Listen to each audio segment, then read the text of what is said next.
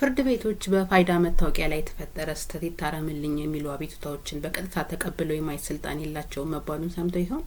በዛሬው ቪዲዮ ላይ በፋይዳ መታወቂያ ላይ የተፈጠረ ስህተት ሲኖር ማን ነው የማየት ስልጣን ያለው? ፍርድ ቤቶች ናቸው ወይስ ብሔራዊ የፋይዳ አገልግሎት ተቋሙ ነው የሚለውን እንመለከታለን። ሰላም ጤና ይስጥልኝ። እኔ የህግ ባለሙያ ምስራች ነኝ። እስከ መጨረሻው እስከ ቪዲዮ መጨረሻ አብራችሁን ቆዩ። ቪዲዮውን ላይክ፣ ሼር፣ ሰብስክራይብ በማድረግ እስከ መጨረሻው እንድታዩት እንጋብዛለን።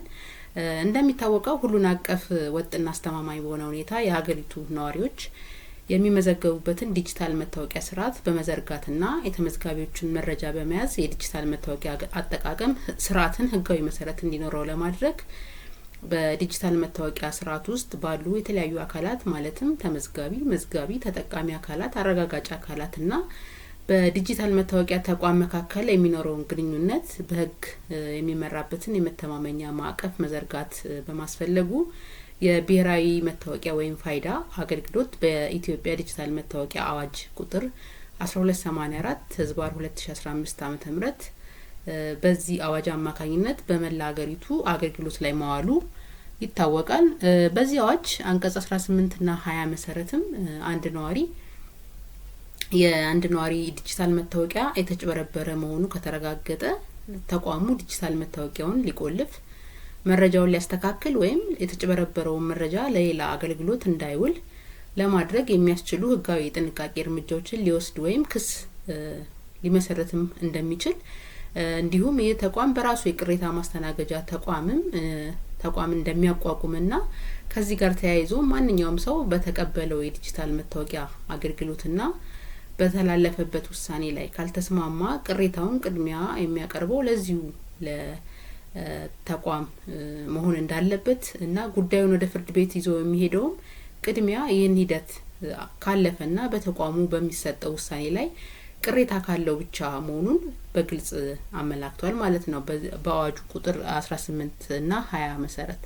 ይሁንና አገልግሎቱ ከተጀመረ በኋላ በመታወቂያው ላይ የሚፈጠሩ ስህተቶችን በተመለከተ የይታረምልኝ አቤቱታዎች በቀጥታ ለፍርድ ቤቶች ሲቀርቡ እንደነበርና በዚህ ምክንያትም በተገልጋዩ በጠበቆች እንዲሁም የተለያዩ የህግ ባለሙያዎች አማካሪዎች እንዲሁም በፍርድ ቤቶችም ላይ አላስፈላጊ ጫናና እንግልትን ሲፈጥር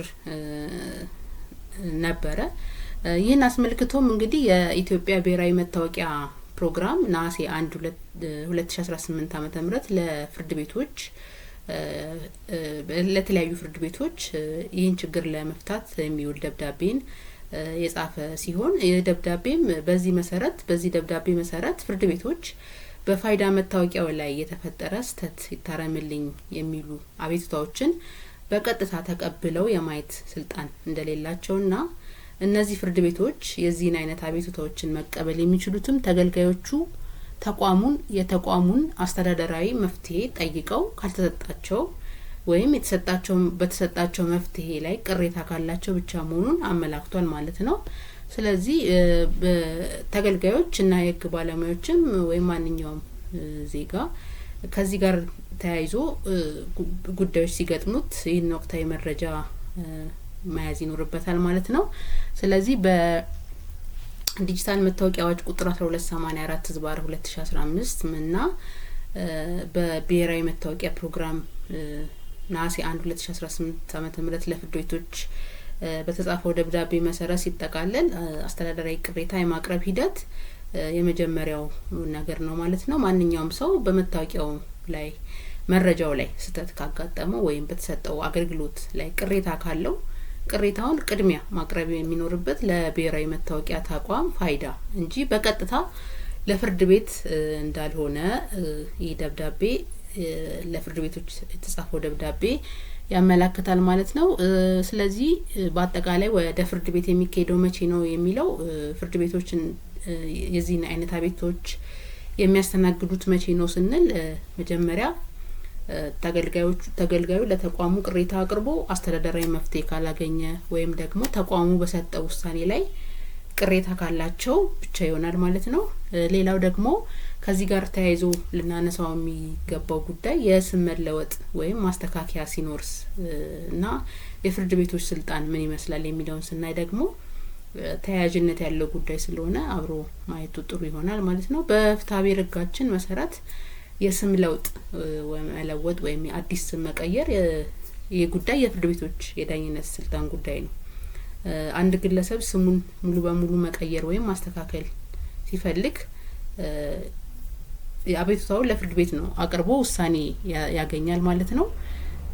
በፋይዳ መታወቂያ ላይ የሚደረግ ማስተካከያ ግን በዲጂታል መታወቂያ አዋጅ ቁጥር 1284/2015 እና በብሔራዊ መታወቂያ ፕሮግራሙ ደብዳቤ መሰረት ከዚህ ጋር ተያይዞ የሚመጡ የጽህፈት የመረጃ ስህተቶች የሚፈጠሩ እነዚህን የማረምና የማስተካከል ኃላፊነት ግን የብሔራዊ መታወቂያ ተቋም ወይም ፋይዳ አስተዳደራዊ ኃላፊነት በመሆኑ ከላይ እንደተነጋገርነው ቀጥታ ወደ ፍርድ ቤት አይሄድም ማለት ነው። ሌላው ደግሞ ያው ቅድም እንደተነጋገርነው በፍርድ ቤት ውሳኔ ስም ከተቀየረ ተገልጋዩ በፍርድ ቤት የስም መለወጥ ውሳኔውን ካገኘ በኋላ ያንን ውሳኔ በመያዝ ለብሔራዊ መታወቂያ ተቋሙ አቅርቦ በመታወቂያው ላይ እንዲስተካከልለት ለብሔራዊ መታወቂያ ተቋሙ ሄዶ ያመለክታል ማለት ነው። ስለዚህ ፍርድ ቤት ስም የማስቀየር ጉዳይ የፍርድ ቤት ነው የሚሆነው።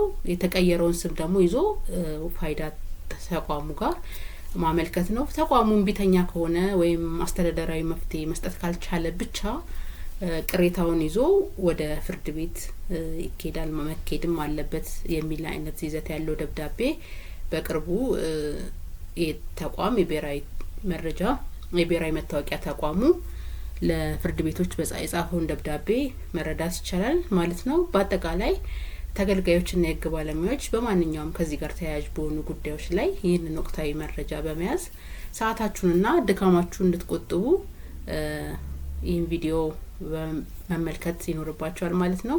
ለተጨማሪ የህግ ግንዛቤ ቪዲዮውን ላይክ፣ ሼር፣ ሰብስክራይብ በማድረግ ለሌሎች አካላት ወይም ጓደኞቻችሁ እንዲደርስ አድርጉ።